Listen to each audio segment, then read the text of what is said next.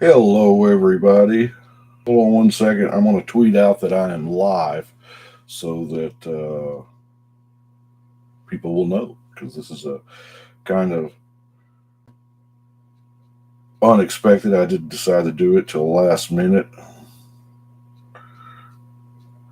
I am manning the grill today. It is crazy early. I'm not sure when you're watching this, but it is early here, and I've got about an 8 to 9 hour cook, and I'm up. The whole rest of the house is asleep. Uh, so I'm live.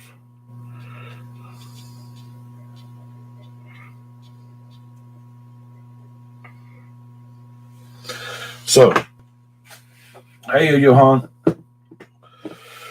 Well, up. Um, definitely. Let me reposition that.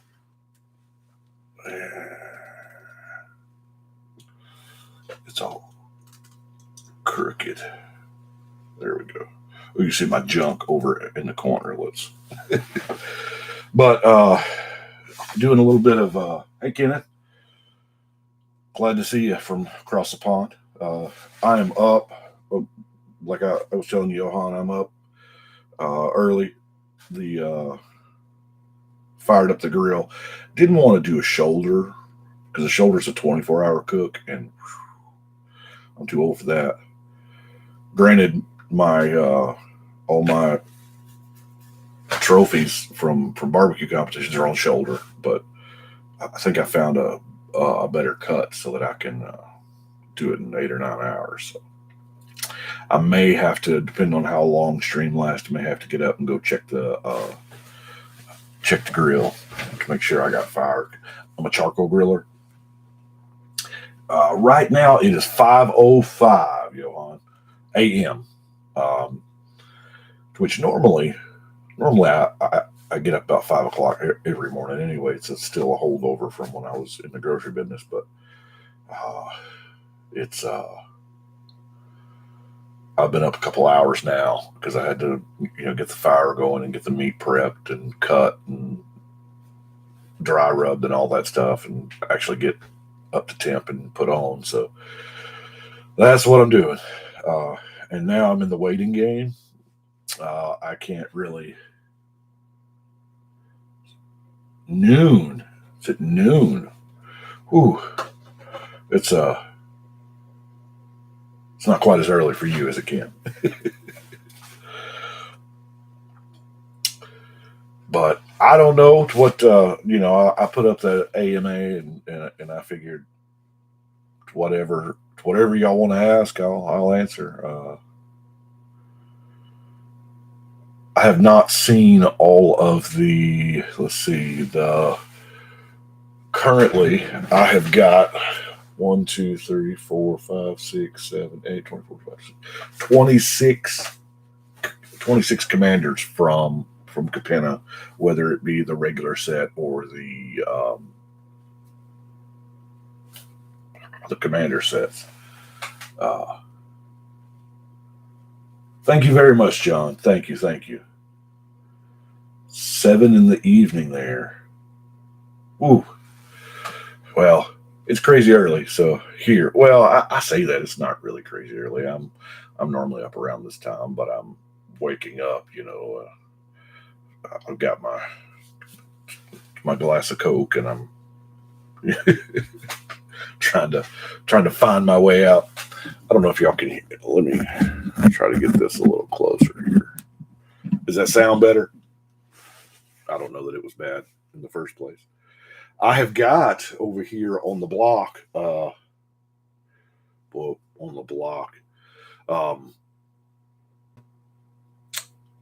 reference, reference for the on the block. I used to be a meat cutter a long time ago, and any time that the actual cutting table where you cut, that's what you call the block. That's your butcher block. So it kind of, as I'm building decks, I have a deck on the block. Uh, glad. Well, yeah, I'm weird about cocoa. I like glass and I like the aluminum can. Something about the plastic bottle just doesn't do it justice. Store is coming along, Ken. It's going to be. I've got a trip to Ireland planned next month. So once I get back from Ireland, I'll be full steam ahead with that because I had a lot of stuff. I had a lot of stuff I had to get done. I had my surgery, which I'm 1,000% better. I'm on the mend. I had my wedding, which my mom got us matching aprons. Her says the missus, but and then I've got this trip to Ireland, and it all kind of happened within April and May. So it'll probably be end of May, beginning of June, tinted with an asterisk. But that'll be. I have not ironed down a location yet. I think mentally I'm about down to 2. They're on opposite sides of town. One, I love the location in one, but it's small. And the other one is huge, but not as awesome of, well, I say it's in the same shopping center. There's been a game store in that shopping center for 30 years. There hasn't been one now in like 4 years in various spots along that shopping center. But so people are used to going there. But location, I feel like Johan,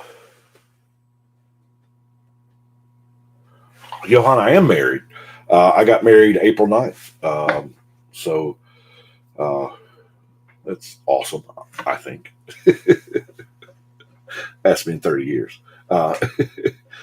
But what I have found is that a game shop, the location does not matter as much as it would, say, a grocery store or a fast food restaurant. Because, we as gamers, we will find the game store.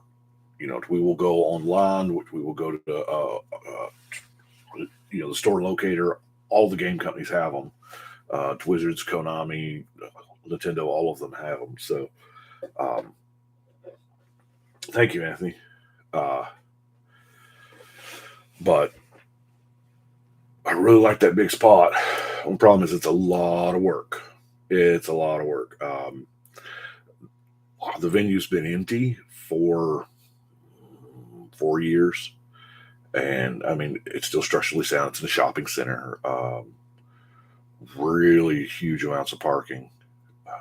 And I will be able to, if I get that location, I'll be able to comfortably seat at a tourney 100 plus. Which is, I say 100 plus. You may not need all that, but if you've got a Magic event going, or a Yu-Gi-Oh event going, or a Weiss Schwartz, or Digimon, whatever the card game is, you've got enough seats to host all that.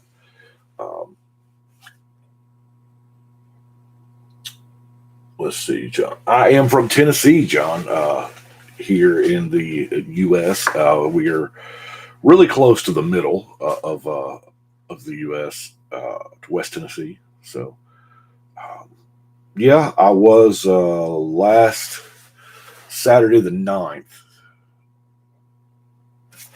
a week and a day ago. I got married. Left to go on a honeymoon, me and her did, and I had recorded a whole bunch of videos every day ahead of time and scheduled them out so that y'all wouldn't miss any content while I was gone.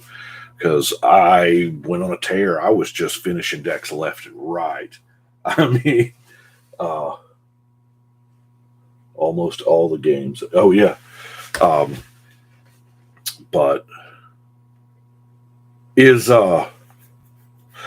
Force of Will still a thing where y'all are from? Because Force of Will came out here like just open crazy. I mean, everybody was buying and playing, and about what was it, 4 years ago? And I mean, it was gangbusters. People were just, and now I don't hear anybody talking about it. I don't know if it's a regional thing or if the game's just died.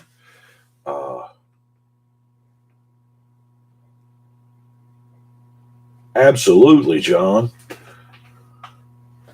That'd be awesome. But I never played Force of Will. My games were. Good morning, Jerby. It's pretty good. Pretty good. Life is good. I woke up. I'm taking breaths. All my kids happy, healthy. So it's all good. Wife's still asleep. Who is hardly you saying that? Because I am crazy early. I'm getting, I got up at 3 to fire up the grill and get all that going. So, Force of Will is an amazing Magic card. Yes, it is. Absolutely. I was referring to Force of Will, a card game. Not so much in Denmark. It never really took off. Yeah, it's weird how some of those places you'll travel and there'll be some random game that you didn't. And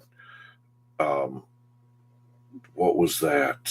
I popped in a game store a couple months ago, and I did not have a clue what they were playing. But there was like 20 people there playing it in an event, and it was My Hero Academia. And I'm like, wow. So that's a thing. Flesh and Blood. Yeah, I watch a lot of Rudy stuff. Well, not a lot. Every now and then when I'm bored, I'll watch it. I don't get to consume as much content as I used to. I had like an hour drive to work and back, and I could listen to it while I drove. But now that I am retired, I don't get to. I'm in here. I'm making. I found as I'm building, I've got above this computer, I have another computer, and I'll play, Magic Mics or whatever, and listen that way. The stuff that's easily listened to instead of. I'm a big EDH Ratcast fan. Those guys are awesome. Ticket to Ride. That is a board game. I believe that is in the top 100, maybe in the top 50 board games.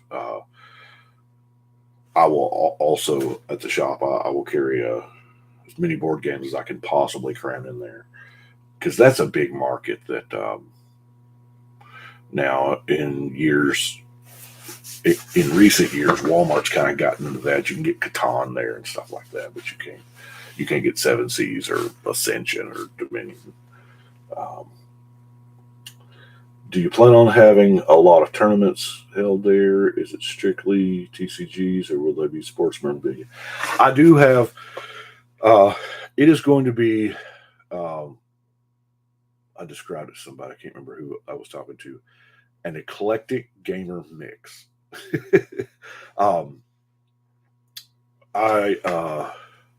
Of course, I'll support Magic, Yu-Gi-Oh, Pokemon, Digimon, My Hero, Weiss Schwartz, Flesh and Blood, any game, any card game that I get my hands on. In addition to that, the miniature gaming, Warhammer, has been huge in this area for, 20 years. And right now, there's no place that supports it. So I will definitely have some wargaming available, mainly 40K. I'm an old fantasy player, but they did away with fantasy, 8-9 years ago. It's Age of Sigmar now, and then board games. I will also have what I call nerd paraphernalia. There's a lot of stuff that we like that you just can't find in stores, right? You can't. I am a huge Trekkie. You all know that. But just, Star Wars stuff, Star Trek stuff, general nerd like shirts, clothing, hoodies, hats, glassware, just random stuff. There will be a little bit of collectible coins. Um, I'm sitting on about 500,000 baseball cards from way back. So there will be some. Oh my God, are they considered vintage now? I guess they are. They're over 20 years old. Wow. Most of them are over 30 years old. Because I started collecting baseball cards in the middle 80s. So um, there'll be a little bit of sports stuff there because most of that stuff I've just been sitting on, especially since 93 or 94. Because in 94, I made the switch from buying baseball cards to buying Magic cards. um, So, as far as sports memorabilia, there is a place in town already.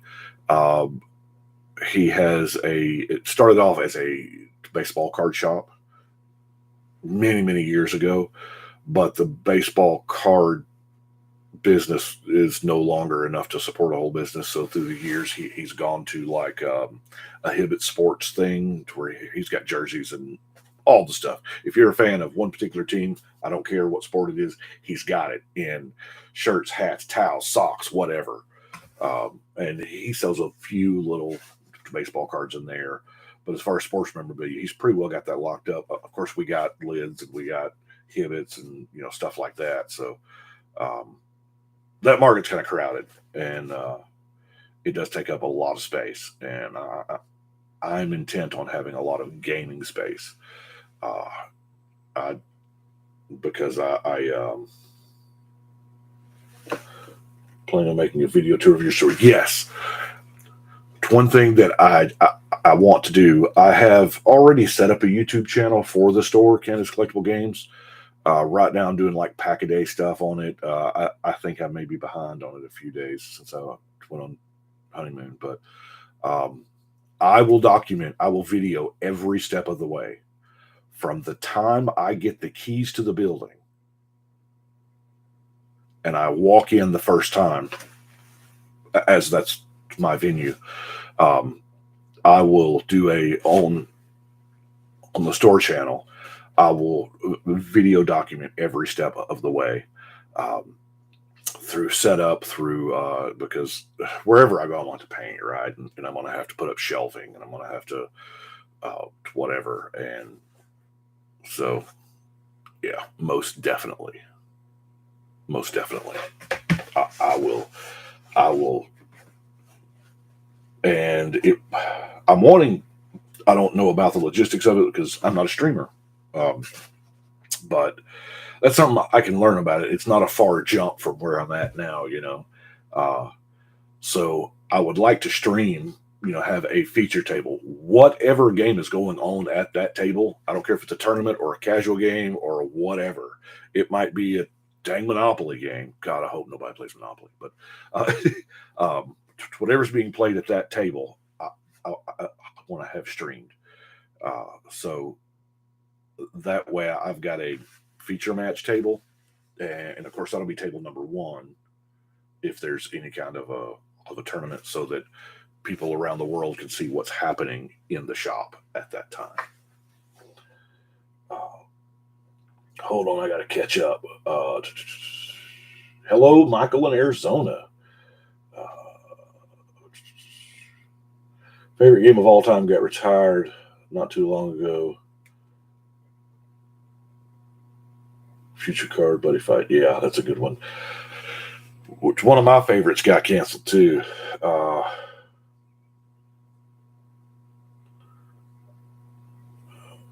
Well, thank you, John. Glad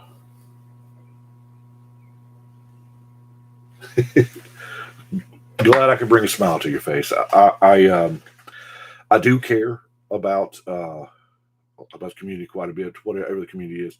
Tell you something that really has nothing to do with card games. It warmed my heart while I was on. It warmed my heart because of it was community driven. We were on our honeymoon. We went to St. Louis. Went up in the arch, did the zoo, the whole 9 yards. Just so happened St. Louis Cardinals were playing. Now, I was a huge fan, still a huge fan of the St. Louis Cardinals. In 1985, I got my heart broke by the the St. Louis Cardinals because they were playing the Kansas City Royals in the World Series, and I was a huge Cardinal fan. My sister was a huge Kansas City fan, and of course, Kansas City won. Well, just while we were there, we had an extra day, and I'm like, "Are they? They're in town? Oh, they're playing. They're playing the Royals." So we got to go see. Got really good seats. We were like 6 seats from the field. Of course, they got this big net up now all around the field, so the players or the public can't jump out there and to get COVID all over the players. I guess I don't know. I guess too many people were running the field, but anyway, Albert Pujols signed back on for a 1-year contract. He left the Cardinals. He started with the Cardinals, left for a while. He wanted to retire in a Cardinals jersey because that's home, and he signed another contract. And he is Mr. Big Stick. I mean, so he. As they're out there warming up before the game starts, there's a group of kids. He's from the Dominican Republic, and there's a group of kids, and they're holding up this Dominican flag, and they're all waving and smiling and stuff. And he comes over, and there's like 12, 15 of them, and he talks to every single one. Every single one. Takes selfies at as much as he can through the net. He's fist bumping, and that really warmed my heart because that is an awesome outreach to the kid. He didn't have to do that. Of course, an inning later, he gets up at bat, and his first shot is a homer out of the stadium. He rounds the bases, and as he goes to dugout, he just tips his hat.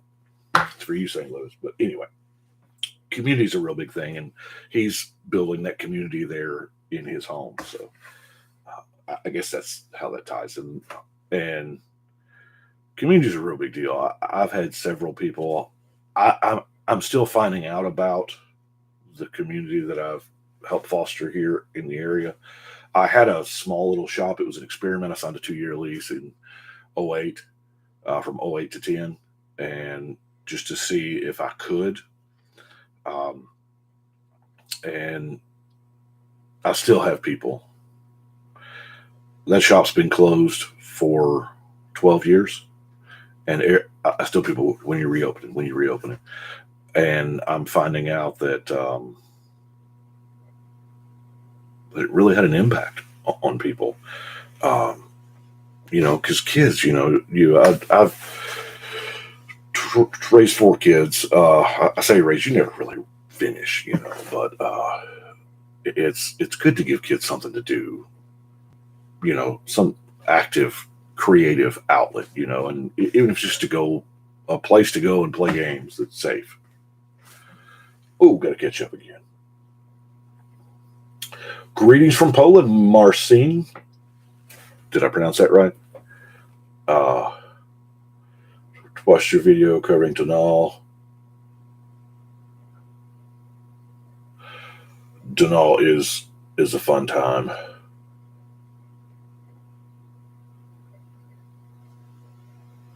Can you put the link to your shop channel? I don't. Can I do that in?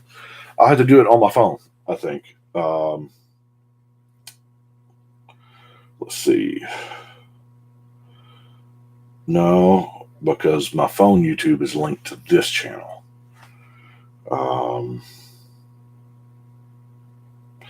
It's Canada's Collectible Games. You should be able to search it in the YouTube search bar for Canada's Collectible Games. Right now, Pack a Day. Maybe if you search Pack a Day, there's probably 50, 60 videos for Pack a Day on there. I was opening up a pack of just random whatever. It might be Magic or Star Trek or Yu-Gi-Oh or a Mickey Mouse or a baseball. Who knows what, as I find random packs, there's a Hercules pack on there somewhere. Just regular collectible cards. That's a thing that I got kind of big in. In English, it's Martin. Okay. Thank you. Thank you, Martin. But let's see, what time is it? 5:28. Here at 6 o'clock, I'm going to have to get up and go check the fire. So there may be some dead space in there. Currently on the block, I have Zergo Helm Smasher. I've gotten requests for Zergo Helm Smasher. Now, I've got Kura and Satura done already in the to be listed. They haven't been assigned numbers yet, so I don't, but I am working on Zergo. I come to us like a stall in Zergo because there were several different paths I could go down, and after I had gotten the obvious stuff that I wanted, it was decision time. But it was like 8 o'clock last night, and I'm like, I've been doing this for 12 hours. I'm gonna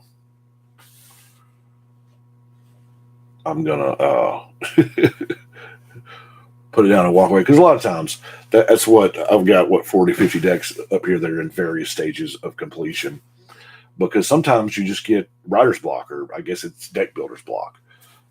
So you I'll throw it in the box and put it up there and come back to it when I'm feeling a little fresher, or I've made a decision about which way I want to go. Thank you, Chris. I do appreciate you watching. But yeah. Zergo, I've still got quite a bit left to do from Kamigawa. What is that? 4, 10, 11, 12, 13, 14, 15, 16, 17, 18, 19, 20, like 22? Yeah.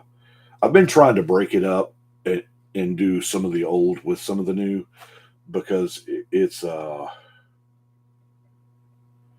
little trying on my part when I just shotgun through a whole set with all the new stuff, because they, like, a few sets ago it was all about enchantment. Well, heck, it's all about enchantments this time with the shrines, but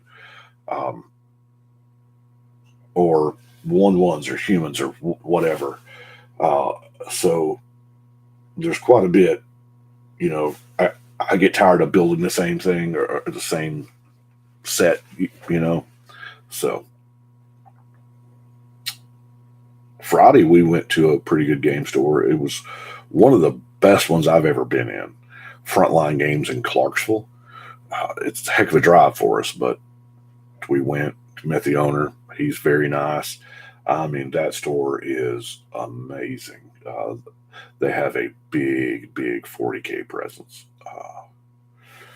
And, a lot of Magic, well stocked, fair pricing, nice people.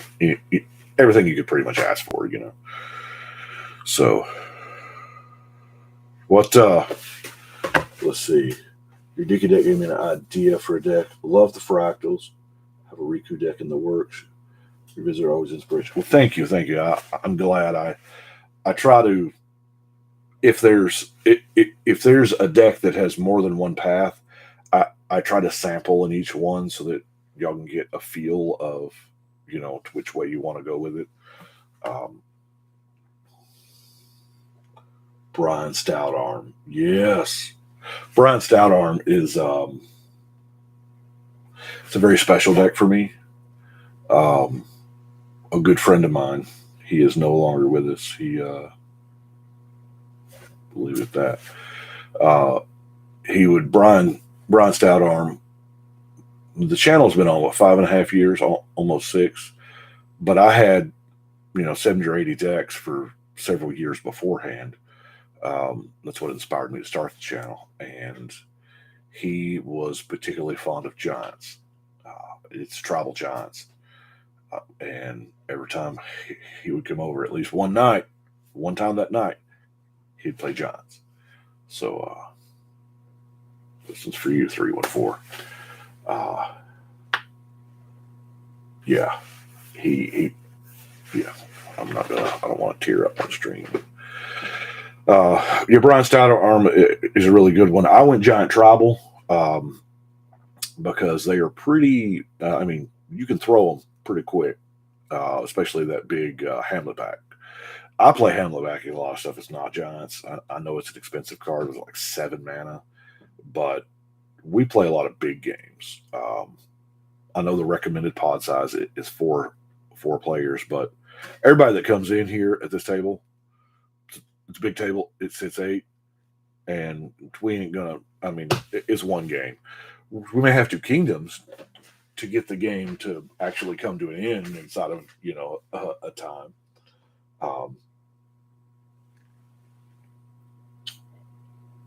Oh, okay. Let's see here. The shop will be. Oh, I'm on cap locks. I'm yelling, y'all. Let me back that out. The shop will be named. You wouldn't think I'd have a hard time spelling my own name, right? Oh, spelling is important. There we go.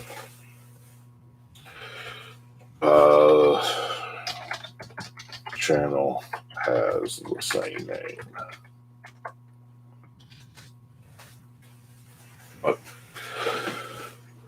A.M.A, but yeah, especially in like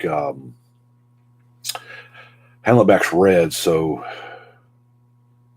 a lot of those loops that you get in, I am a huge I know it's terrible, and I try to distance myself from it. But one of my favorite decks from years past, standard 60 card decks, was the Goblin Bombardment Enduring Renewal thing. You get a 0 drop, whether it's Ornithopter, Fire Action Walker, something, some kind of 0 drop, and you just loop that Joker, and it's pinball, it's infinite, but at that point, I mean, and you look at it out there when you start to lay it out, and you're like, ooh, Torbrand turns that 1 into 3. Does it matter? I mean, you're already going infinite, so or Fire Emancipation. Oh, Fire Emancipation is one heck of a magic card. Triple damage is amazing. I had one. Y'all have seen it. It's in one of these decks. But yeah, that's a heck of a magic card.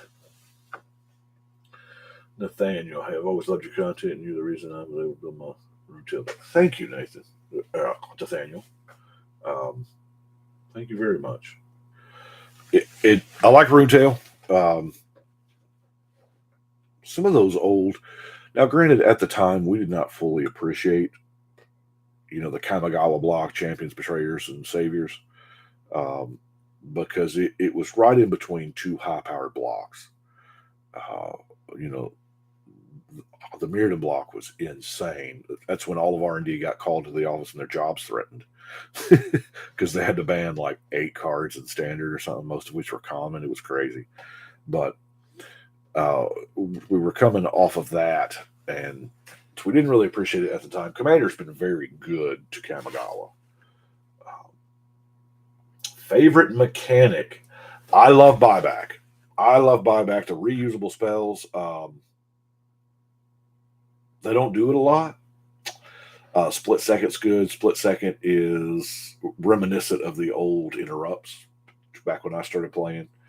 Love Split Second because, it's happening. Deal with it. It's happening because nothing else can be added to the stack while Split Second's there. There's very few things that don't use the stack, morph, whatever. But buyback was the first one that come to mind. Landfall. I like Landfall because it's an ability that rewards you for just playing the game. I mean, you're going to play lands. I still got to go with buyback, though. Capsize is a beast. I love Forbid. Buyback every time. Been working on 3 mutate decks: Brokos, Luna, and Vadrock. Having a hard time finding a way to play them and build them. Favorite commander, King Makar. Cool. It has been a while since I've done King Makar. And it's been a while since the mutate commanders. See, that was one. There was like 5 decks in in that set where I had to. It was just mutate, and I was like, man, I'm tired of mutating, building mutate decks.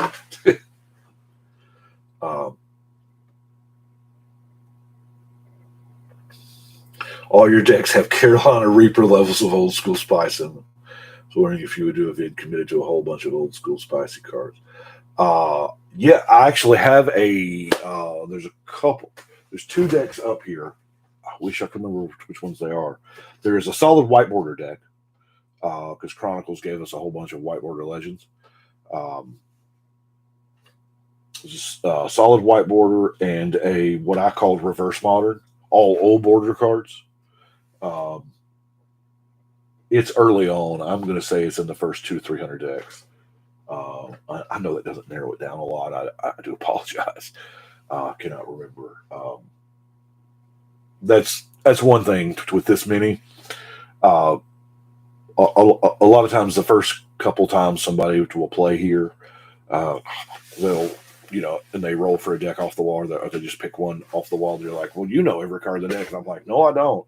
I do the best I can at the time. Don't expect me to remember." What is that? 889 decks. That's like 89,000 cards, and what is where. So that's no, I can't do the best I can at the time, and then once I film it and put it on that wall, it's off my mind. I'm on to the next one. So I can. There have been times when somebody's playing a deck and I won't even realize it's mine, and I'm like, "Dang, who's your commander?" Like, "Brian, this is yours." And I can think it, and I would go, if I was building it today, I would put this in there. So I'll kind of play around. Sometimes I'll play around stuff that I didn't even put in there. Exalted is really good, especially for like Voltron commanders. Yeah, which is what Zergo Helmsmasher is going to be. Because I mean, it's a 7-power haste commander. It's hard to not to. I did follow the ones where you posted individual spice. I don't understand. I don't understand, Nathaniel. Was that the? I did some shorts. Is that what you're referring to? Like the 1 minute, 1 card. Where will your store be located? Oh no, Artsman. I'm in Tennessee. The store will be here in Tennessee. It's called Canada's Collectible Games because I'm Canada. Brian Canada is my actual name. So not from Canada. I'm sure in the family line somewhere somebody's from Canada. But I was born right here in Tennessee. Traveled a lot over my life, but it'll be Canada's Collectible Games because Canada's possessive. So yeah, I do get a lot of confusion because of my name. It is almost impossible for me to get mail from Canada or send to Canada because it's I mean, they just get confused. They're like, "What? I don't, I can get it from anywhere else in the world, but it is hard to get it from Canada, or me to send from to." The shorts, I really like doing the shorts. I guess I've gotten away from that, haven't I? I need to. The shorts is a different animal for the algorithm. It pumps your views way up, but it just kills your watch time. So it's to be honest with you, none of those things really. Yeah, they're metrics that a lot of people follow, but I'm doing this and I'm putting it out there, and the metrics, analytics don't really, it is what it is, as they say. Just got my 10th deck double sleeved after narrowing it down from 121 to 100. How do you usually tackle deck making? Go over, well, I don't know how long my camera cord is, but let's look here, see. Not long enough. I am currently building Zergo Helm Smasher.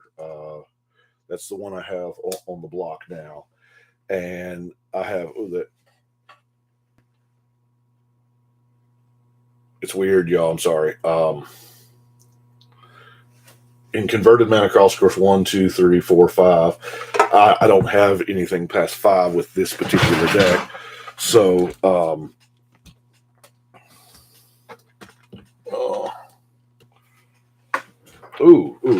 we're seeing those lights. Let's get back to the way we were, because those lights are blinding.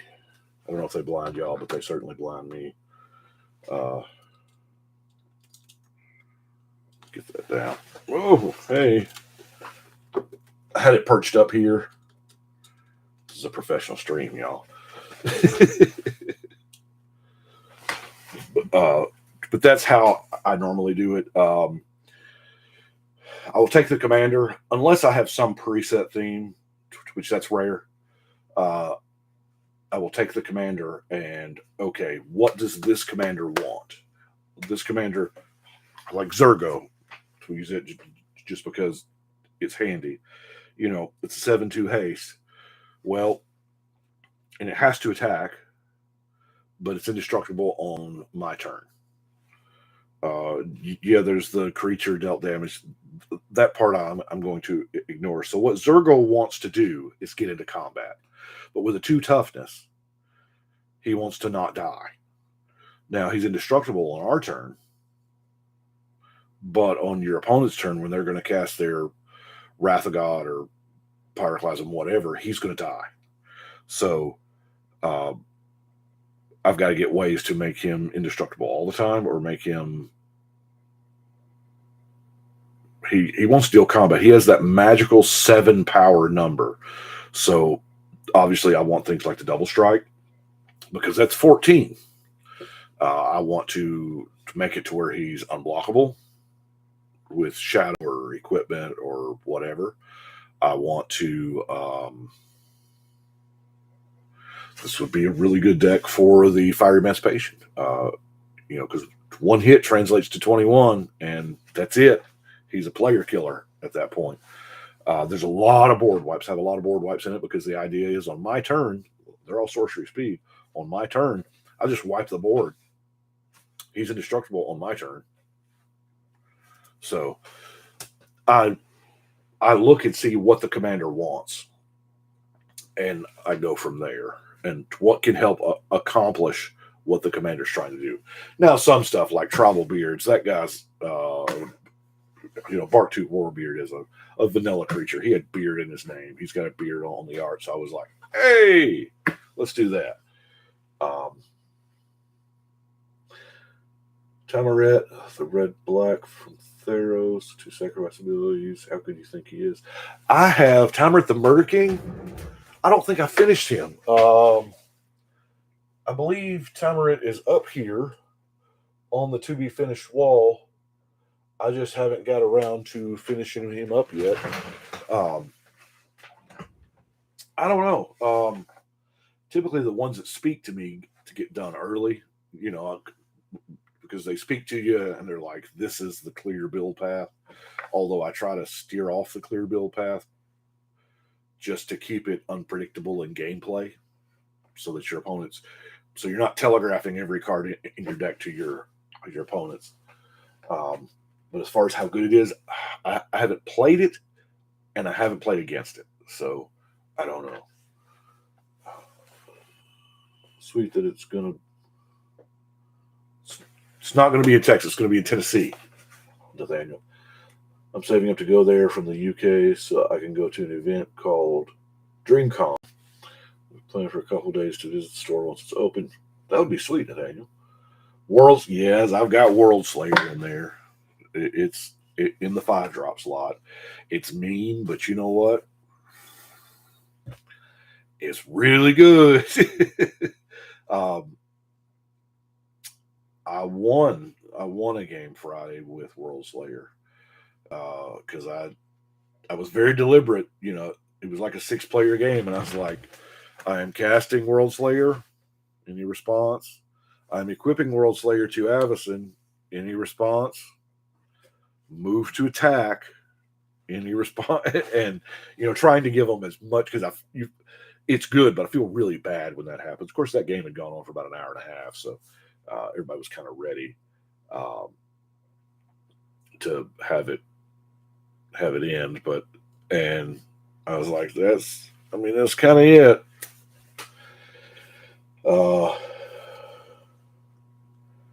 Any commanders you're missing from older sets? I do have a list. I need to update it because I got Safi and I got Visara, and there's a few of them that I need to upload or update it. I got one of the Portal 3 Kingdoms, two of the Portal 3 Kingdoms guys. But there is a list. It is over on Tapped Out. I probably need to move that to Architect, since I'm exclusively on Architect now. I don't know. I had started on Tapped Out for a long time ago. I didn't start actual doing deck lists until 300 or 400, somewhere around there. I just didn't have time. I was working like a 60+ hour a week job, and so many people kept asking for deck lists, and I was like, nobody wants to build these decks, right? But so many people asked, I was like, okay, I'll do deck list. And it does help me. The more I have started listing, it helps me, because in the older videos, you'll see I'll have two of the same card that have different arts, because of whatever. And I lost my word. Yeah, so I had them listed on Architect, or on Tapped Out, but Tapped Out does not let EDH Rec scrape the data. Because from what I understand, there's only one person that runs the whole shebang at Tapped Out. So the boys at Architect invented the site, they created it, and they're partnered right there with EDH Rec. I love all the guys at EDH Rec, Jason Alton and all them. But yeah, so there's a list there, freeform. It's called Legends I Need. So it's there. Safi, I need to update that. Thank you. Write myself a note. Update cards I need. That way it's here on the block. Crack. No, Crack is up here with Sakashima. So we're going to be doing some crazy coin flipping madness. I think I want to buy a special coin for it, but I don't have a way to put it in the deck box. So I may just keep it on the table. Speaking of the deck box, we're going to answer the deck box question. I use Ultra Pro 2-piece gaming box. This is, we're going to see how you can see the UPC there. This is a little cardboard thing that's, inside the shrink wrap. I actually have some still sealed. I've got 33 over here. That's what they look like. They have been real hard to get because Ultra Pro started making face shields from the pandemic. So the production was off for a while. So these things had gotten up super high because all there was is what there was. But now they're back in production. And the good folks down there in Memphis, the Greater Memphis Magic Arena, got me like 78 of them. So thank you guys down there. So that'll get me through like streets, but maybe I hope. But yeah, it is a 2-piece.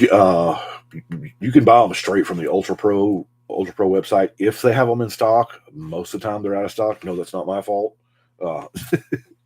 Because every time I go there, they're out of stock. But if I catch them there, I'll. But shipping is shipping's a bunch from Ultra Pro. I did find like a random sewing website that had them that during the height of the pandemic that I was getting them on the low. So, favorite guild from Ravnica. Oh man, it's like asking me to choose a favorite kid. I like Olgari, the black and green. Simic is just too. It's like, hey, let's take the two best colors and crown them together and make them even better. I don't think Boros gets a fair shake. Golgar is the first one that comes to my mind, though. Yeah. How is the community deck coming along? I have not seen anything new on Discord. Okay, Kenneth. I was wondering when somebody was going to bring that up. Okay, deck number 1000. I have picked out. I picked out the commander. The patrons picked it out, and it is a 4-color deck. I don't want to give away too much, but what I have done is the deck is going to be community driven, straight up community driven, meaning that every card in the deck is going to be, I may have to make some adjustments for lands because nobody's picking lands. I've reached out to Sheldon and to all the rules committee, all of the advisory group, some folks at Wizards. I know I've gotten Sheldon's card and Gavin's card and just a community deck. And each card will have, the card chosen by whoever it was. So I don't want to give away too much more than that, but it is. I wanted to do something special for deck number 1000. I tried to do something special for each Centennial deck anyway, which I'm building 900 now. 900's 3 colors, but yeah, it'll be good. But I haven't gotten very far on the actual deck as far as how it's coming. There's probably 20 cards in there. I haven't checked my actual thread for that to see all the cards that people have told me. So I'll have to do that when it gets closer to time. Because I really wanted to do that early. I know I did it a couple months too early, but that gives me time to get the cards. Because there's a good chance they're going to name something I don't have just laying around here. Serac was the first deck I stole from you. Hey, I hope it does well for you. For Karak, would you consider adding Karak's thumb? Oh, yeah, well, Bludgeon Bro, so you can re-equip his thumbs. Oh, that's awesome. I try to keep everything legal. There is one deck up here with one silver border card. And that's the Squirrel General guy thing. Squirrel, it's in the Squirrel deck. Because when that card came out, we Rule Zero'd it before there was a Rule Zero. To it's legal here, but I try to keep them all legal. It's kind of rough once there's bans, stuff like that. Golos deck had to become another 5-color deck. It didn't really affect how the deck performed at all. I just swapped out the commander because it was Gates anyway. But lost my train of thought. Yeah, I do like the idea of Crack the Thumbless and then the Bludgeon Brawl. You can reattach his thumbs to it. That's cool. That should be like an alternate win. Tough question. Is there any card you would unban? My choice is Prophet Krufix. It's a creature one of the easiest. Yes, it is one of the easiest things to kill. However, I understand that Prophet of Crucifix needs to be gone. My favorite card in this entire game is Primeval Titan. I love it. If I build a modern deck, you know there's 4 prime times in it. But I recognize in our format it needs to be gone. It needs to be gone. As far as a card that I think needs to be unbanned, Coalition Victory.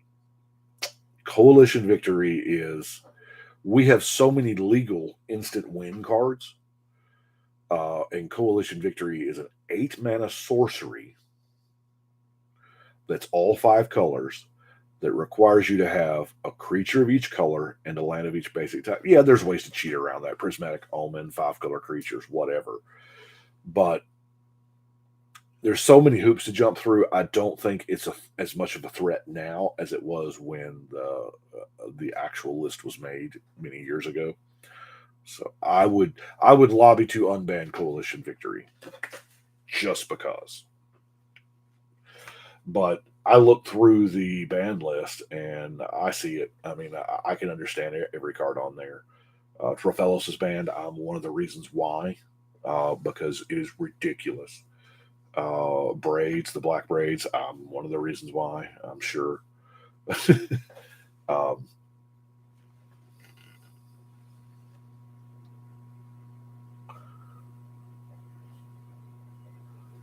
All this deck talks makes me think of the Kamal deck you just made. Looks fun and powerful. That Kamal deck, I need to do a little tweaking on it, because I did notice, like in the comments for that, they tend to tap down. But an unexpected side that I have found from the Kamal decks is you can totally obliterate somebody. You can pick a person to have a bad day. Because once you get Kamal out, the idea is the strategy, because I played Kamal quite a bit because I wanted to get a feel for it. My strategy is ramp. I want as much mana as I can possibly get when I cast Kamal, because I want at least 5 or 6 mana left over. And then I just leave him out there. I just let him be. And with several players at the table, there's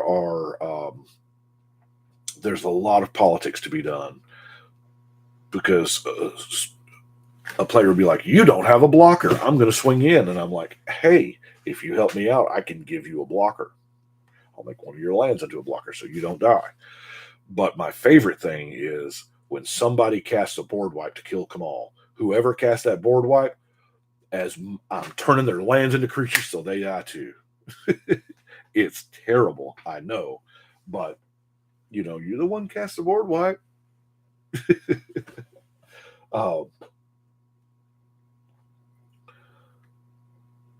Looking forward to Streets of New Capenna. Lots of good commanders in there. I'll be honest with you.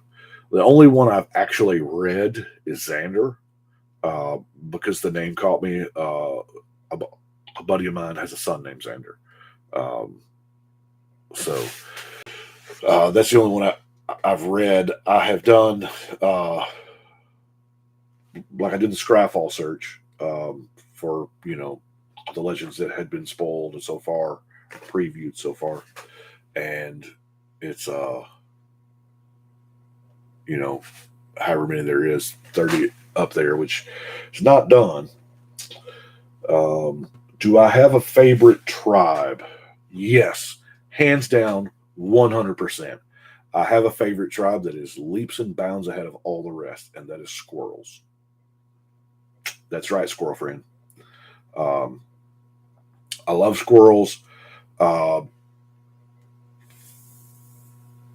need to play my squirrel deck, because Modern Horizons 2 gave us a lot of squirrel cards, and I think that prompted me to build a squirrel deck. I think there's an older one back there with all the Odyssey block stuff, several hundred decks ago, but I need to.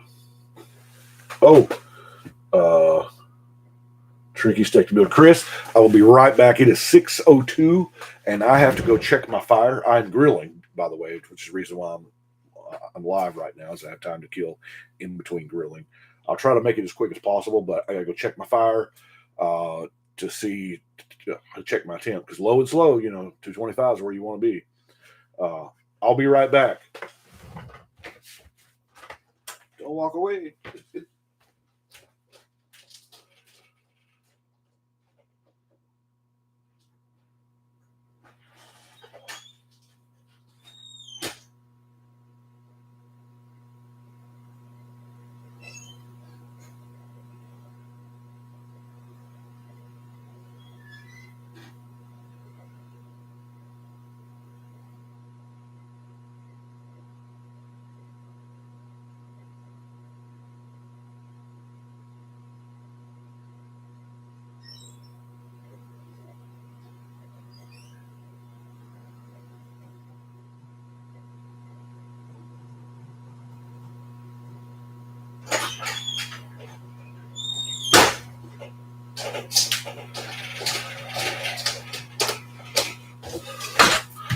And I'm back.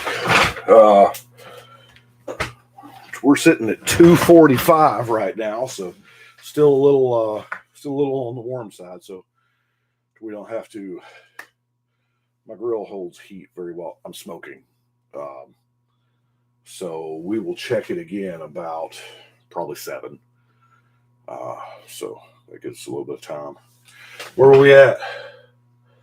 Let's see. Trickiest deck to build. There's a bunch. Because there's a lot of times that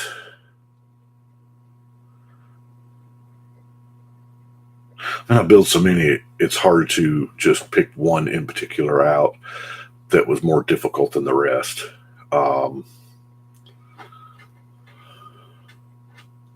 Yeah, I got nothing. No answer for that one. They're all tricky in their own rights because I try to make each one as different as possible. And, there's so many like elf commanders, it's hard to make that happen because there's probably a dozen elf decks on that wall. And I try to make each one different, but at the end of the day, it's elves go boom. I mean, let's see. Tribe trickiest. As a tribe, many that I love, a favorite is Kithkins. Kithkin's good. The first Kithkin was in the Legends, actual Legends. So that's a good one. To work at a game store, and my coworker loves squirrels. It's a modern deck and a commander deck around squirrels. I'm telling you, squirrels. 15 squirrels kills Emrakul. We don't know how that's possible, but that's possible. Wizards and soldiers. Soldiers have a lot of support. Wizards don't. Like, they print wizard cards, but it seems like soldiers has more support than wizards. I don't know. Sorry if you've already answered this, but where can I find info about getting a card added to the community deck? Does it have access to black? Hold on. No, I have not. I haven't actually. No, it is the 4-color no black. I haven't actually made that a public thing yet. I did the patrons, content creator, stuff like that, because I didn't want to open it up public. I've got 6,000 subscribers, and I can't fit 6,000 cards in there. So I had to narrow it down in some fashion. So,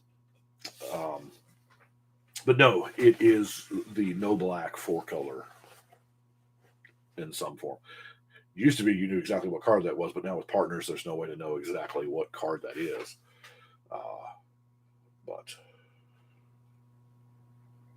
yep, I'll be right back. I need something to drink because I've done a lot of talking.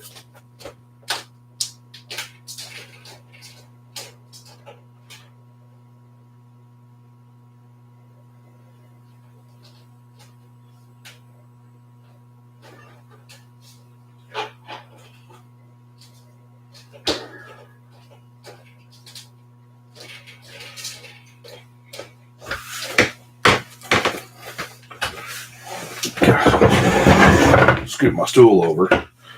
I have these little bar stools in here to at the corner of each table. I guess you can see one here.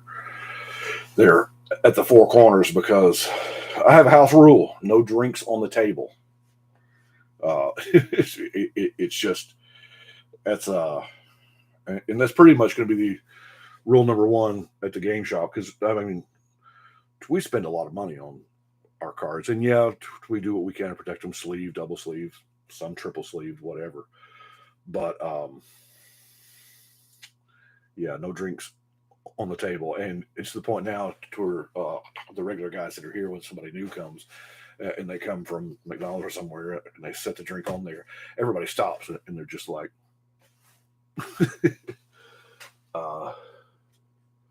recently rebuilt Krillin Mutable. He is fun. I am smoking a pork loin.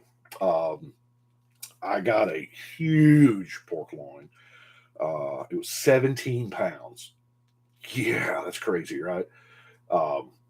I chopped. I made boneless, 12 boneless chops, because I have one of my kids. He is crazy about the pork chops. As a matter of fact, when he left to go to basic training, he wanted we did a cookout for his going away, and that was all he wanted. I think he ate like 7. I don't know. Anyway, but I wanted barbecue. This is kind of an impromptu thing. I wanted real barbecue yesterday, and I was like, well, it's Easter weekend, so all the stuff should be on sale, you know. Because of my background and the championship barbecue team that I was a part of year after year after year, I can't buy barbecue. I mean, there's a lot. It's Tennessee. Everybody sells barbecue, but none of them are to my standards. So,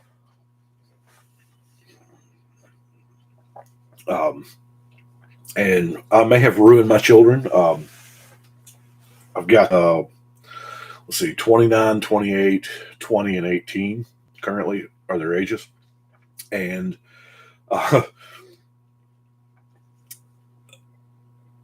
anytime they go somewhere for barbecue, they're like, it's not that. But you can't, no restaurant can mass produce an item as good as a homemade item can, because you can give it more time and more TLC, whatever.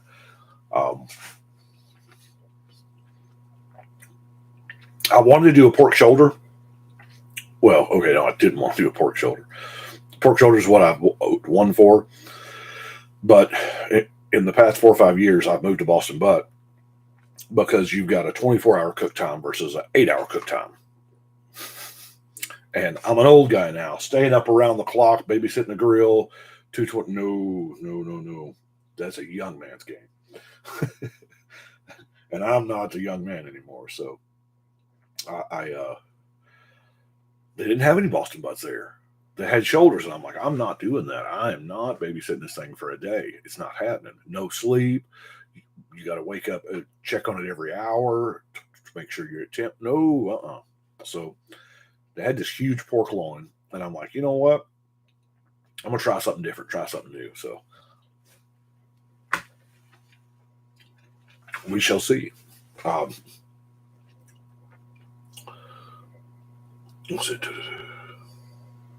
Yes, I did make this chair myself. It is custom. I made it when I was a much thinner man, but high back, because, you know, I'm kind of a tall guy. So, yeah.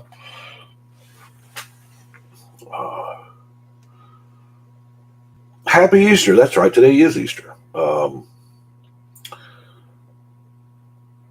I have never had lamb. I'm which is wild. I'm a huge fan of Gordon Ramsay. I know a lot of people don't like him, whatever, but he's very entertaining. And the routine we've kind of gotten into is we'll watch,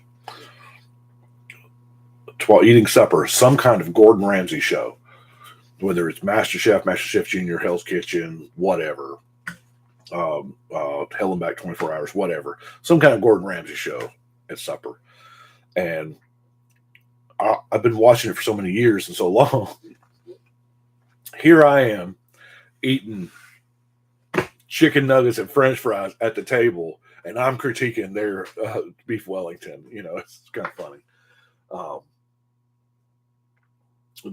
But lamb is a big thing on his shows.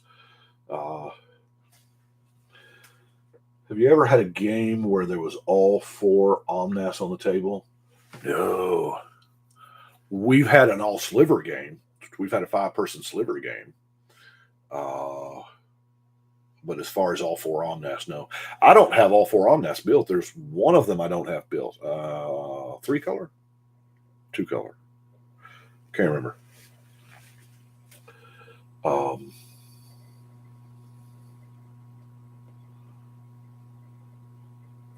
Kitchen Nightmares was good. I love the one, the only one person he couldn't help.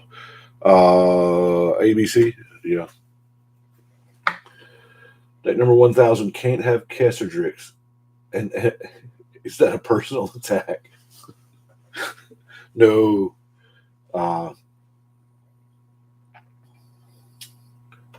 slivers, yeah. Yeah, it was a very quick game because I believe all but one of them have coat of arms in them. It's just 5 sliver decks sitting down at the table together. It was all about who got the craziness first. So I need to ask Coke for a Coke sponsorship, huh? They're way too big. They're way bigger than Ultra Pro. If Ultra Pro won't acknowledge me, I know Coca-Cola won't. Yeah, it was a fun game. It was a very, very quick game. Very quick. So, got up early. We'll show you all the latest project. Good friend of mine, Jenny, got me a frame. Y'all have seen them probably in game stores because they hold like 20 different cars. But as y'all know, Jump is my card. There's all the Jumps, Alpha, Beta, Unlimited, Revised, and then all of the different languages that Revised in 4th edition was printed in. I had 2 spots left. I know that there's a whole bunch of the M10 languages. I just did 1 regular and 1 full to finish out the plaque. I have a lot of these that I didn't have on the way. The Summer Magic one. That Summer Magic one is going for 20 times what an Alpha Beta is. So that's going to be something. I'm going to have to break down and get it. But, ooh.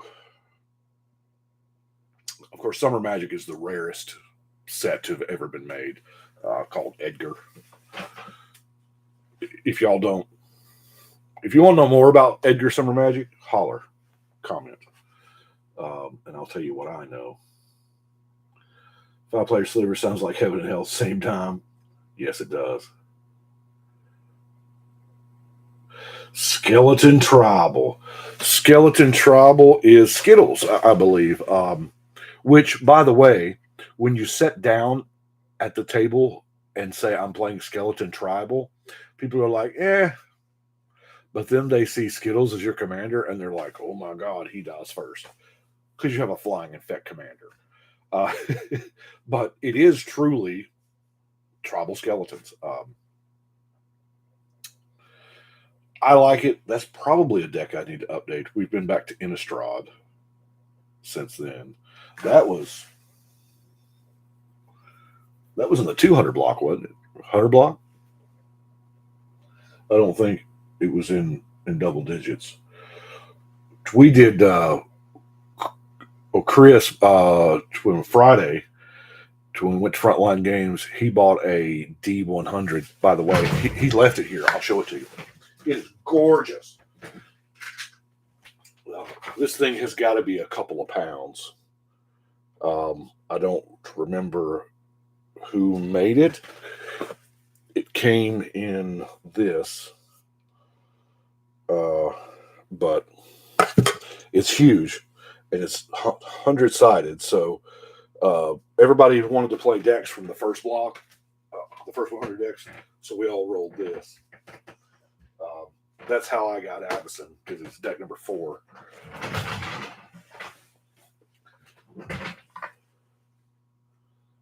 Oh, that was Jump in the card case, and all of the variants. The original art that Mark Poole made. It was reprinted in M10 for some unknown reason, but at one time it was one of the most hated cards in the game because it was functionally useless. There are 20, 30 different cards that are better than Jump. It's a 1 blue mana instant that grants flying to end of turn. Now they've got them where it's flying to end of turn. There's a rebound version. There's a draw card. There's all kinds of different versions of it. But Jump is my card. There's a personal Jump story. I did a video on it on the channel. It's been years though, so it may be a little hard to find. Aggro or control? I don't know. See, it depends on the day. Depends on the mindset at the time. There are times where I like to sit back and wait for that moment and line all the dominoes up before I knock them down. And then there are times where I just want to turn creatures sideways. Just depends, that's why when they say, what's your color identity, Brian? I'm like, well, I'm 5 colors. All because I can, it depends, I can sit down with any deck and have a good time. I must say that I never thought of being a patron until I saw you had one. Best choice ever. Though I'm not very active on the Discord, I'm very introverted, but I love these live streams. And I want to say thank you, Kenneth. Thank you very much. I try to be as active as I can on there. I feel like I don't quite do enough because y'all guys make it happen. It is a huge expense. Just doing the quest, what I do here, because how much it costs to sleeve and box a deck. I've been lucky at times where I've been able to buy like closeout sleeves from places. Hence the bacon donut sleeve. I got a whole bunch of those back. The pink ones I got a bunch of. Just whatever it was, and being able to buy 100 decks worth of sleeves at a time, but that's still very, very expensive. At retail, what does it cost? Between 100 sleeves and this deck box, you're looking at $10 a deck at retail. I'm not always able to get the deal, so there's a lot of these that are in $10 setups. So, in addition to just the cards, I mean, I've got boxes of cards. Yes, there's a few I need here and there that I have to go pick up. 512 of a card or whatever, but the patrons really, really help the cause with, because now, as it stands right now, the channel can purchase its own deck boxes and most of its sleeves. We haven't gotten to the magic cards yet, but it's not quite self-sufficient, but because that's what I use all the channel money for, the patron money and the YouTube money, which there ain't a lot of YouTube money anymore. Thanks to the pandemic, that first month it's April of 20, I believe, YouTube paid out more to content creators in that 1 month than they did the entire year before in that 1 month, because everybody was at home. Everybody was at home watching YouTube. And the view counts just started soaring. So they cut down their payment. I mean, drastically way down. So you're making less on views per 1,000. And I don't get my videos don't get a whole lot of views, which I get it, because even hardcore Commander players, like I'm going to pick on my buddy Jimmy. He's a hardcore Commander player, right? But he does not play black or red. He doesn't. So any deck I have that has black or red in it, I know he's not going to watch. And so not every deck is for everybody. It takes a huge... Hold on. I got to catch up. Color combination do you not like it first warmed up to? Boros. Do a lot more on there than I do. Thank you for making the content you make. I've gotten up to 90 Commander decks. Upload them to YouTube because you. Thank you for the inspiration. Happy Easter. Thank you very much, Coach. Where was I at in my story? Oh, yeah. So not everybody's going to watch every video. I get it. And 56% of my views come from subscribers. So that means 44% of my views come from people that are not subscribed. And while, you know, we all want more subscribers, all YouTubers do, that's not a metric that financially translates to anything. That is a metric used to for advertising marketing if you're trying to get sponsors or whatnot. So far, I have been 100% sponsored by my patrons. Anytime there's a card that's donated, y'all seen the oh, come on, trying to find one. Chris just donated a whole bunch of cards. So what I do is, just in case some of y'all hadn't seen this, donated by Chris T, MTG Ghoul Dude, because that's his YouTube channel name. He does a lot of it's exclusively about zombies and magic, the storylines, the settings. He's very in depth. It's awesome. But anytime I get a card donated, in each video, there's the my PO box address that I will put that tag on there, and it stays on there forever. You know, and donated by, and it's not on the card; it's on the inner sleeve. So don't panic. But that way, I can kind of give recognition back to all of y'all that have helped me, because without y'all watching, I wouldn't be able to do it. I'd be just some guy with a crazy amount of decks.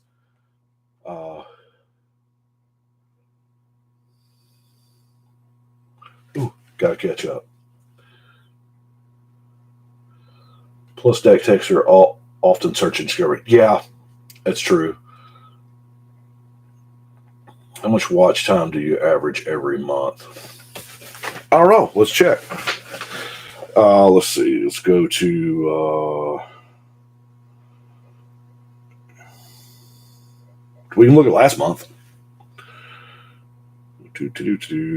Analytics. Let's see. In the past 28 days, I've gotten 16,500 views. That is 1,300 hours. In which it says is about the same as usual. Now I've gotten 257 subscribers this month, which is the best month I've ever had, and that is because the professor retweeted a picture of the wall. And you know, he has got Tulare Community College has one heck of a following, and when he retweeted that, I happened to be live, or I say live. I had I made a tweet, and then I went out to check the mail. And by the time I come back, I had like 25 Twitter notifications. And I was like, well, that wasn't that big. And I looked, and the professor had retweeted the wall picture and mentioned me in it. And I got 94 subscribers that day and 93 subscribers the next day. And that was the biggest jump 2-day jump I've ever gotten. about 2-3 years ago, Josh Lee Kwai retweeted it. But that was back when I was at like 500-ish. So, yeah, that's a no. What did I do?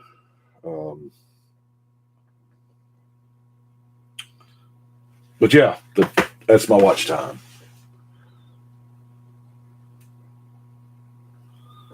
Let's see. I love it when you do obscure commanders or a more original way of making the decks. The fact is, it's not meant to be 100% competitive decks is what I love. I love the casual fun approach. See, that's what, yes, you can optimize a deck out and, maximize those 0.00 percentage points with fetches and whatever. And you can really, I mean, every deck has the possibility of being a $10,000 deck, right? But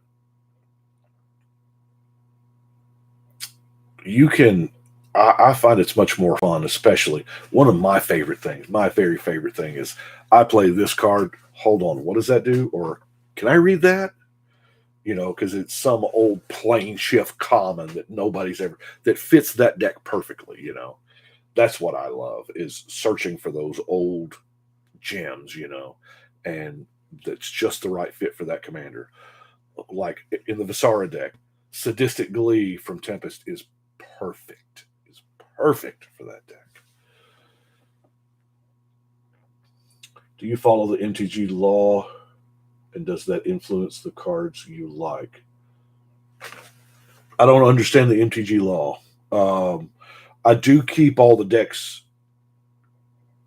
legal by the rules committee's rules, and when they ban a card, like I'll have to go and search all the decks that have that card in it, and thank goodness Architect has that feature. I didn't know how to use that feature. I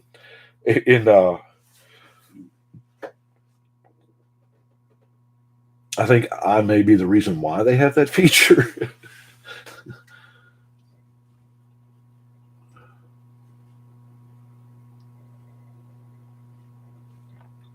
I was a subscriber before it was cool. It's always been cool. What are you talking about? Just a guy with almost 1,000 decks. Nothing to see here. You said message the YouTuber Mr. Beaver's MTG. He does weekly giveaways and sponsors one channel every week. His sponsorship got me over 9 subscribers. Let me write that down. Mr. Beaver's MTG. I like to like old fools from Onslaught mascots. Yeah. Do you have a favorite deck you've blinged out? I think there's only 2 or 3 solid full decks up there. What was that? 700? Was that Negan? Negan was the one that it's like super blinged out. Because I got the Expedition fetches and the Expedition shocks and stuff like that. But now, at the time I got them, they were super cheap. I don't think I gave over $20 for any of those because at the time that I got them, they were just so plentiful.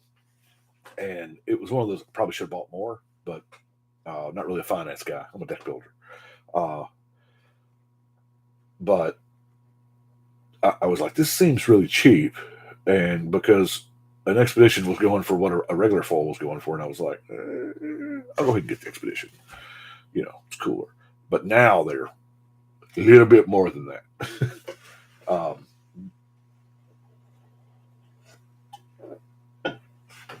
I used all foil unlands. Negan's it's a beautiful, beautiful deck. If you haven't seen deck number 700 Negan, I don't know how y'all feel about the crossovers and the secret layers. It's whatever for me. I can't wait for the Lord of the Rings. I played the Lord of the Rings game. Actually, Lord of the Rings game was huge here in this area. We had our weekly tournaments were pretty much state championships. Of the top 20, our shop at the time would print off the top 20 in the state, and 14 were locals. So like every week, it was essentially a state championship tournament. We had a couple of our guys go to nationals and worlds. Yeah, it's crazy. But that game's no longer existed because they covered all the material, like Star Wars and Star Trek. They covered the material, and smaller sets spread out over a further amount of time would have prevented that. But those were Decipher games. All of them were Star Trek, Star Wars, Lord of the Rings. They were all Decipher games. I thought Decipher made great games. They played exactly like you think they should. Love Star Trek. Plays just like an episode of Star Trek. Didn't play Star Wars, but I played Lord of the Rings, and it played exactly like the movies would.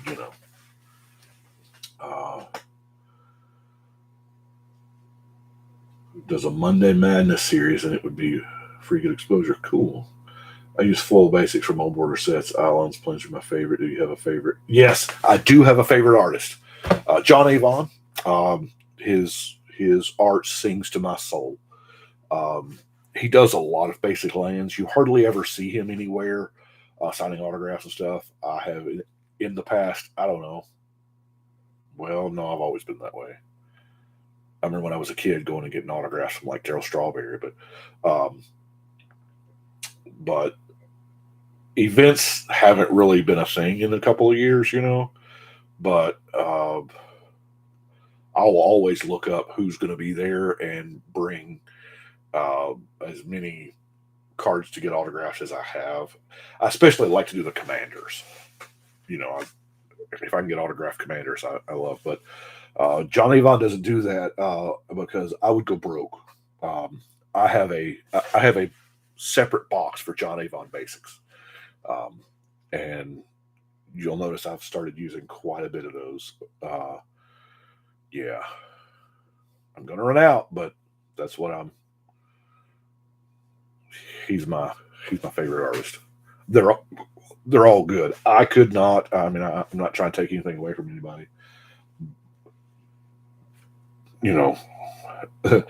The dry erase tokens tell me I'm not an artist. Which, by the way, dry erase tokens are an amazing invention. I miss the stars. Yeah, I do too, Pete. I love the Star Trek TCG. I've got the Faho collection. I was at the time. Oh God. This tells you the pain level. I was buying a box a week of Star Trek for the same price I could have been buying a box of Revised every week. Yeah. First single card I ever bought was a Jean-Luc Picard. Rebecca Gway's art so much. I collect cards, her art on them. The last full deck I did was Rakdos, Lord of Rats. Man, that's a mean commander. I thought it was a great idea since every card was 5 cents or so. Yeah. It's pretty good. Ooh, yeah, that sharpshooter. Do I play EDH games on Spell Table? That is something that I want to get back to. We had Saturday night that we used to do that for the patrons.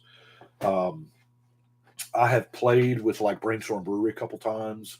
I've played with the rules committee with Sheldon and them. And it's all via Spell Table. I love Spell Table. We all love Spell Table. That's why Wizards bought Spell Table, because they saw something amazing that somebody else made and was like, we want it. But my Magic playtime is kind of limited because I spend back up. I had 30 years in a career that was very time involved. Minimum 50, 60 hours a week. And there was no work-life balance. You live to work and work to live. And since I have retired, I strive to get that more of a work-life balance. See the kids. My grandbaby's in karate now, and I've never been to see. But kids, and I have a new wife. I've been married exactly a week. But I spend a lot of time in here deck building, making content. I generally put in 8 hours a day in here in this room. Deck building, listing, filming, uploading, sorting through cards when new set comes out. That takes a day. It takes a day just to get the cards into the binders, to open them, to get the cards in the binders, and then put the commanders, throw out all the legends, get them in the decks before I even start building. So it's a very involved process, time-wise. So, as far as, so I typically use my evening time, spend time with the wife, to my mom, kids, whatever. And that's when most people want to stream, is an evening after work, So I try to balance as much as I can. I'm open. I am absolutely open. If anybody wants to, if they need a fourth, I'm on Brainstorm Brewery's emergency list. If they need somebody, they'll send me a message and be like, "Hey, can you play?" Sometimes I can, sometimes I can't. Not going to give up. I don't want to. There was a time, a much younger Brian was just super focused, but life's about the moments, the experiences, and you never get enough for your kids, especially your grandkids.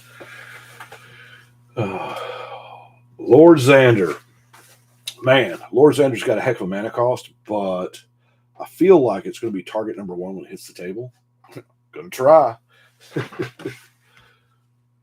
think I'm off for today. I appreciate you, Kenneth.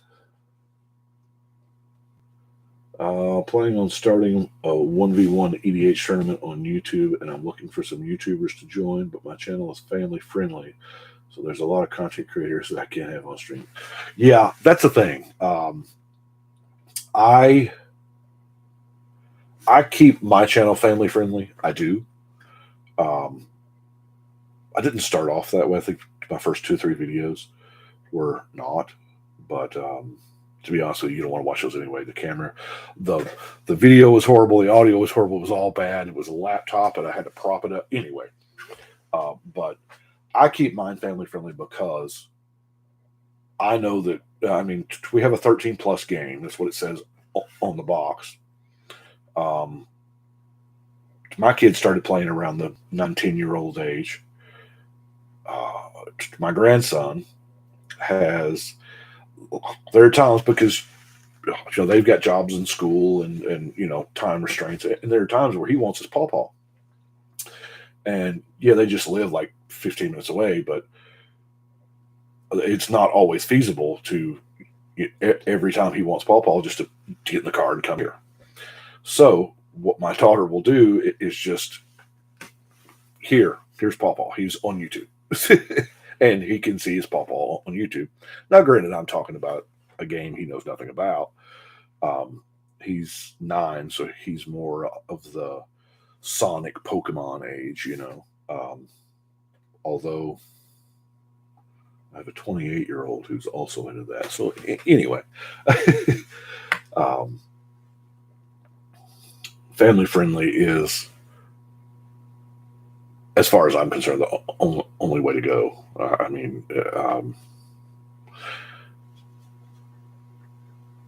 Thank you, Jason. I love that you love my decks. They are, as I said, I do the best I can at the time, and I focus mainly more on fun than optimizing. Feeling inspired to work on something. Amen, Artsman. Coach, I work as a personal trainer, and my clients have access to my content, so family friendly is everything. Yes, very true. There are, I know some school teachers who are content creators, so they are have to as well. I have 15 more minutes till I gotta go check temp on the grill, y'all. Let's see. I put it on at 4:15 this morning. So what is that? So I'll probably have to stop the stream somewhere around 7:15 because I got to do some other things. So at 7, I'll probably go ahead and end it. So we probably got another 17 minutes left to stream. So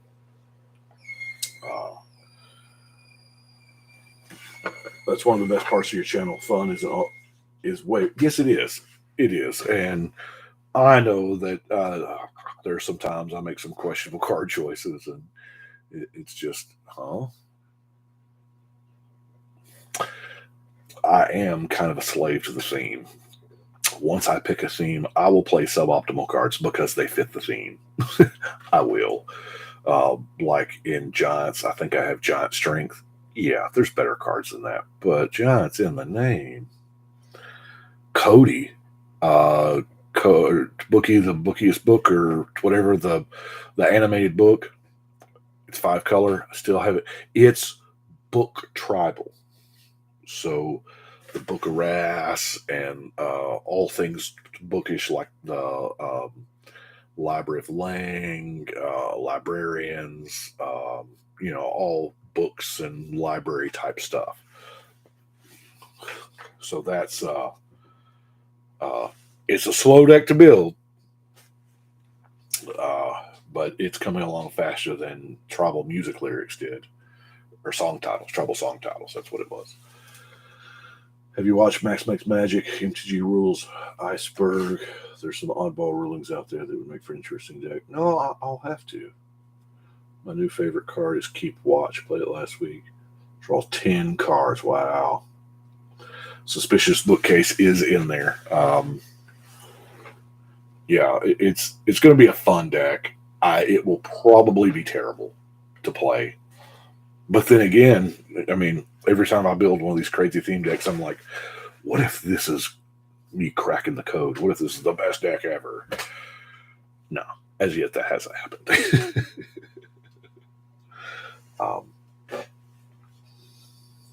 Thank you, Pete.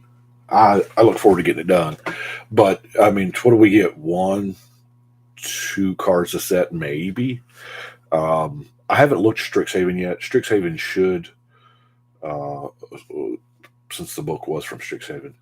But I may have to branch out into books and art. But it's going to be books. Can't be scrolls. I don't want scrolls. I want books. Scrolls is a different deck. You have a favorite pet card? Why, yes, Arsman, I do. I will show it to you because it's been, 30 minutes since I have 40 minutes?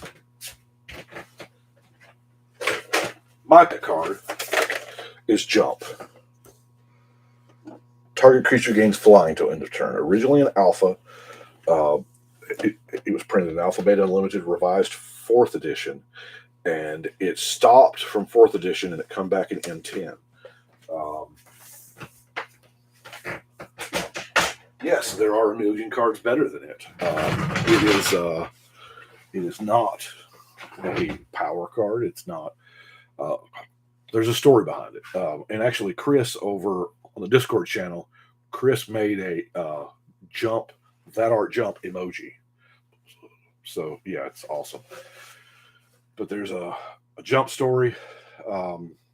Good friend of mine, a long time ago, is responsible for the jump story. You see up top here, these fat pack boxes, most of those are filled with jumps. I mean, just literally filled with jumps. Thousands. I probably have over 10,000 jumps, maybe. Because that's my card and I've been collecting it since 1995. Collecting's the wrong word. Hoarding them since 1995. What commander out of the new set are you most excited to build? I have not, out of Streets of New Capenna, I did a Scryfall search on Legendary Creature for the set and for uh, the Commander set. The only card I've actually read was Xander. I looked at the names just enough to put the name on the box. So I've got the box and the sleeves, and it's named, ready to go. Now it's not complete because I did it while we're still in spoiler season, preview season. Um, but I haven't really read any of them, and thought, how am I going to build this? I read Xander because the name grabbed me, and that's just a mean card. But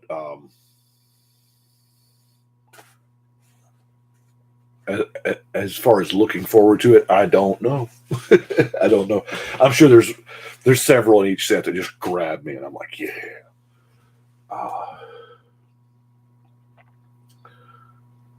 Turmoil's Crypt is an amazing card.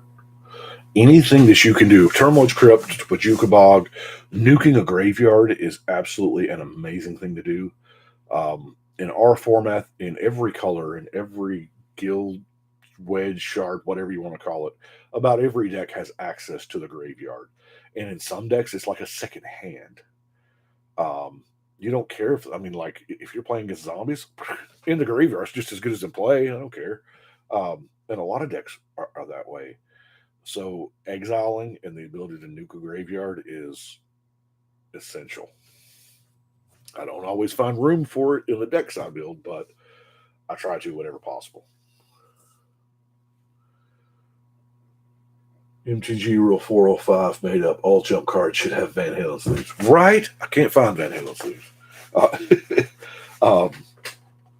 Yeah.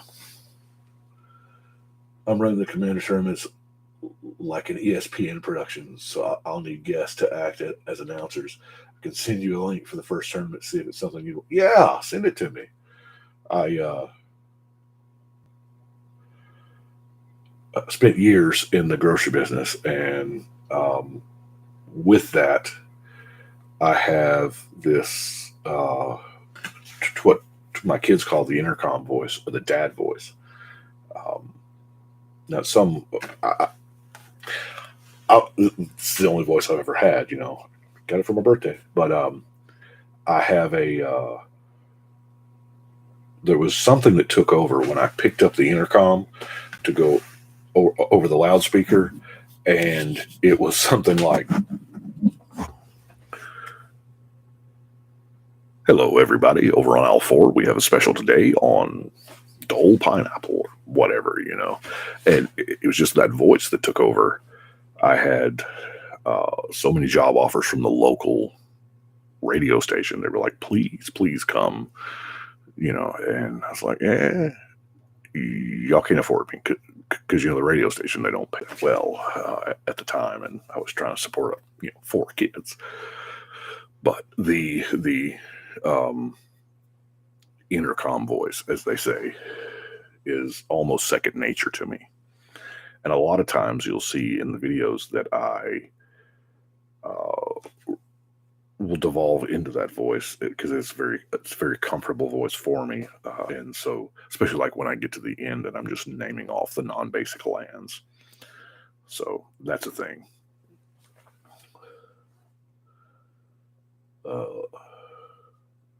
With the amount of legendary creatures being printed, do you really think you'll be able to keep up with making the creature command? I have to. I am too far into this to give up now. When I started the quest, there was only about 700 decks. And now, yeah, that was before partners and before the year of Commander, which became just the way Magic is now. But I'm too far invested in it. And as long as I can build and publish decks faster than they can print them, I should be fine. Which, as long as they stay between 30 and 50 decks per set, in theory, I can. I will have to go to it. I'll have to maintain my deck a day to do it. But yeah, I'm going to get there. I'll never be completely done. I'll be done once I get them all, I'll be done up until they release the next set. But that'll give me time to go back and tweak and update stuff. Do you buy any Commander products from like A.M.A? All of them, all the time. Every deck, because a lot of those, that's the only way you can get those commanders, you know. So, yeah, I'll at least buy one of each. Sometimes I'll buy 2 or 3 of each, just to get the cards, you know. Sounds perfect, clean language, everything. Yes, it is. I remember the first time I used my intercom voice, the guy's busted my chops hard. Yeah. I did it for so long, for so many years, that it's just kind of second nature to me.